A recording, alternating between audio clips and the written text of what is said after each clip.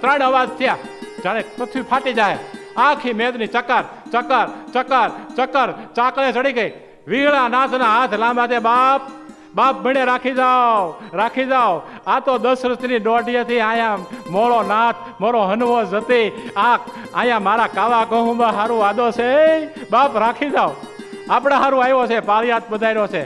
વીર પુરુષના દર્શન કર્યા બધાએ. મેદની શાંત પડી ગઈ. હનુમાનજીની પ્રતિષ્ઠા થઈ ગઈ ને વાત ફરી ગઈ, રોનક ફરી ગઈ.